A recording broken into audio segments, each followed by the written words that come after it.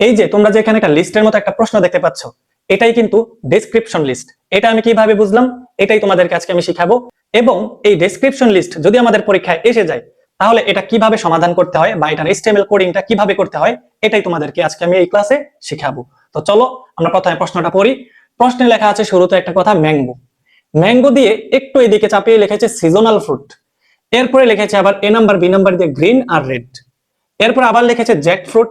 এটার নিচে আবার একটু এদিকে চাপিয়ে লিখেছে ন্যাশনাল ফ্রুট। এরপরে এটা লিখেছে গ্রিন আর ইয়েলো, একটু ডিজাইন করে মানে স্কোয়ার ডিজাইন করে লিখেছি। এখন আমি কিভাবে বুঝলাম এটা যে ডেসক্রিপশন লিস্ট এসেছে? অনেকে ভুল করে অর্ডার লিস্ট এগুলোর প্যারাগ্রাফ দিয়ে লিখে এসে যায়। তো কিভাবে তুমি বুঝবে এটা যে ডেসক্রিপশন লিস্ট? প্রথমে তুমি দেখো ম্যাঙ্গো, ম্যাঙ্গো অর্থ আম। এরপরে তোমাকে বলেছে সিজনাল ফ্রুট। তুমি একটু চিন্তা করে বলো তো এই সিজনাল ফ্রুট কাকে বলা হয়েছে? এই ম্যাঙ্গো সম্পর্কেই তো বলা হয়েছে। এরপরে যদি আরো তুমি চিন্তা করো যে এখানে গ্রিন আর রেড এটা কাকে বলা হয়েছে? এই ম্যাঙ্গোটাকেই তো বলা হয়েছে। তাহলে এখানে যে ম্যাঙ্গো লেখাটা সম্পর্কে এই যে বর্ণনাগুলো দিল, এই বর্ণনাগুলো দেখেই আমি বুঝতে পারলাম এটা হলো ডেসক্রিপশন লিস্ট। এরপর তুমি যদি চিন্তা করো জ্যাকফ্রুট, এই জ্যাকফ্রুট সম্পর্কে বলা হয়েছে এটা নাকি ন্যাশনাল ফ্রুট, তো ন্যাশনাল ফ্রুট কথাটা তো জ্যাকফ্রুট সম্পর্কেই বলেছে। এরপরে বলেছে গ্রিন আর ইয়েলো, সবুজ আর হলুদ, এটা কার সম্পর্কে বলা হয়েছে? জ্যাকফ্রুট সম্পর্কে। তাহলে কোন একটা জিনিস সম্পর্কে যদি এভাবে ডিজাইন করে নিচে নিচে বর্ণনা দেওয়া হয়, তাহলে এটাকেই তুমি বলবে ডেসক্রিপশন লিস্ট। তো আশা করি সবাই বুঝতে পেরেছো এটা যে ডেসক্রিপশন লিস্ট এসেছে। এখন এটার উত্তরটা তুমি কিভাবে করবে? উত্তরটা করার আগে তোমার একটা কথা জানতে হবে, এই সম্পূর্ণ লেখাটাকে বলা হয় ডেসক্রিপশন লিস্ট অর্থাৎ ডিএল। আমি আবার বলছি, এই সম্পূর্ণ যে লেখাটা আছে একদম সম্পূর্ণ, এই সম্পূর্ণ লেখাটাকেই বলা হয় তোমার ডিএল অর্থাৎ ডেসক্রিপশন লিস্ট। এই ডেসক্রিপশন লিস্টের ভিতরে কিছু কিছু অংশ আছে, এই অংশগুলোর কিছু নাম আছে। যেমন কার সম্পর্কে বর্ণনা দেওয়া হয়েছে বলতো? ম্যাঙ্গো। এই ম্যাঙ্গোকে বলা হয় ডিটি, ডেসক্রিপশন টার্ম। তুমি মনে রেখো, যার সম্পর্কে বর্ণনা দেওয়া হয় তাকে বলা হয় ডেসক্রিপশন টার্ম। তো এটাকে ডিটি দ্বারা প্রকাশ করতে হয়, মানে আমরা ট্যাগ লেখার সময় লিখবো ডিটি। আশা করি এতটুকু বুঝতে পেরেছো। এই ম্যাঙ্গো সম্পর্কে যেই বর্ণনাটা দেওয়া হয়েছে একদম সম্পূর্ণ, এই বর্ণনাটাকে বলা হয় ডিডি। ডিডি মানে ডেসক্রিপশন ডাটা। আবার বলছি, এই সম্পূর্ণ প্রশ্নটাই হলো ডিএল। আর এই ডিএল এর ভিতরে যার সম্পর্কে বর্ণনা করা হয় সে হলো ডিটি, আর যা কিছু বর্ণনা করা হয় তাকে বলা হয় ডিডি। তাহলে এখানে বলতো ডিটি কয়টা আছে? ডিটি কিন্তু আছে দুইটা। একটা ম্যাঙ্গো সম্পর্কে বলা হয়েছে, আবার জ্যাকফ্রুট সম্পর্কে বলা হয়েছে, তাই জ্যাকফ্রুট হলো আরেকটা ডিটি। এই ডিটি সম্পর্কে আবার বর্ণনা করা হয়েছে, এগুলোরে বলা হয় আবার ডিডি। তো আশা করি সবাই এতটুকু বুঝতে পেরেছো। এবার আমরা উত্তরটা কিভাবে করব খেয়াল করো। তো তোমরা মোটামুটি সবাই জানো যে কোনো HTML কোডিং করার জন্য আমাদের এতটুকু লেখা লিখতে হবে। তো এতটুকু লেখার পরেই আমরা প্রথমে দেখবো আমাদের পরীক্ষায় কি লিস্ট এসেছে বলতো? Description list. এর জন্য উত্তরটা করার সময় আমরা শুরুতে লিখবো যে আমাদের পরীক্ষায় এসেছে ডিএল মানে ডেসক্রিপশন লিস্ট, এর জন্য আমরা ডিএল ট্যাগ ব্যবহার করব। এই ডিএল কি শেষ হয়েছে? এই ডিএল শেষ হয়নি। এই ডিএল কখন শেষ হবে? একদম সম্পূর্ণ কাজ মানে প্রশ্নের সম্পূর্ণ কাজটা শেষ হলে ডিএল শেষ হবে। তাহলে এরপরে আমাদের কাজ কি? এরপর আমরা যদি প্রশ্নে প্রবেশ করি, দেখছি যে ম্যাঙ্গো একটা লেখা আছে। তো ম্যাঙ্গো সম্পর্কে যেহেতু বর্ণনা আছে, ম্যাঙ্গো নিজে হলো ডিটি, তাহলে আমরা এই ম্যাঙ্গো লেখাটা লিখতে হবে ডিটি। ডিটি লেখার পর এরপর আমরা লিখবো ম্যাঙ্গো। এখন ম্যাঙ্গো লেখাটা যেহেতু ডিটি, এই ডিটিটা তো শেষ হয়ে গেছে, এর জন্য আমাদের লিখতে হবে স্ল্যাশ ডিটি। আশা করি এতটুকু সবাই বুঝতে পেরেছো। এরপরে সিজনাল ফ্রুট থেকে একদম রেড পর্যন্ত যে লেখাটা, এই লেখাটাকে বলা হয় ডিডি, মানে যার সম্পর্কে বর্ণনাটা দেওয়া হয়েছে ওই বর্ণনাটাকে তুমি বলবে ডিডি। তাহলে আমরা ডিডি দ্বারা আবার লেখা শুরু করলাম তার বর্ণনাটা লেখার জন্য। তো প্রথমে লেখাটা দেখতে পাচ্ছি সিজনাল ফ্রুট, আমরা এখানে লিখবো সিজনাল ফ্রুট।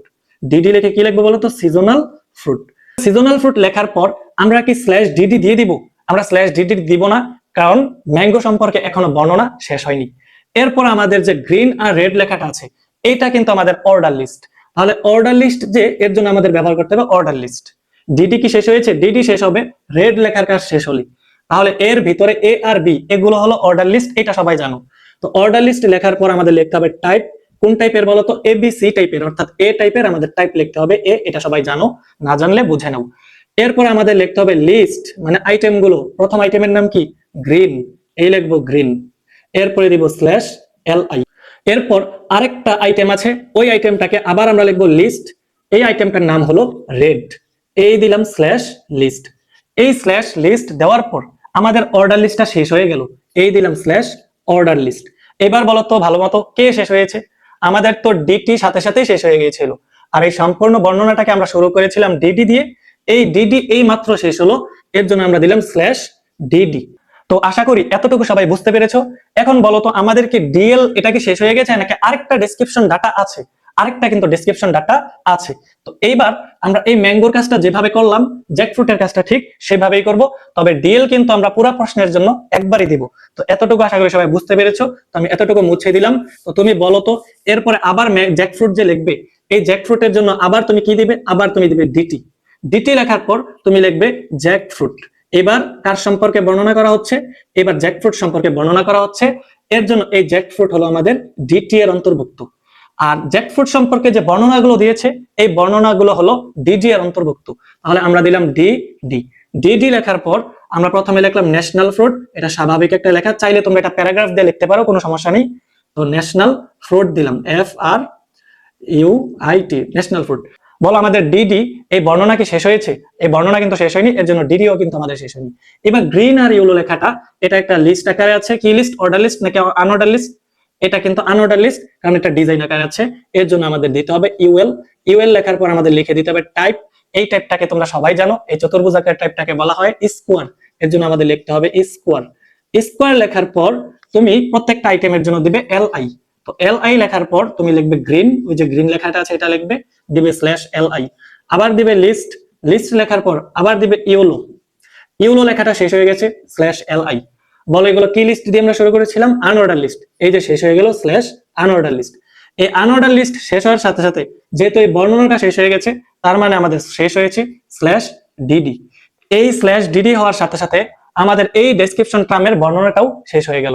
তাহলে এবার আমাদের কি শেষ হয়েছে? এবার সম্পূর্ণ প্রশ্নের কাজটা শেষ হয়েছে। এর জন্য আমরা দিব /DL। তোমরা নিচে লেখাটা দেখতে পাচ্ছ কিনা আমি জানি না, /DL এখানে আমরা লিখেছি। এরপর হবে /body, এরপরে হবে /HTML। তো আশা করি সবাই এই ক্লাসটা বুঝতে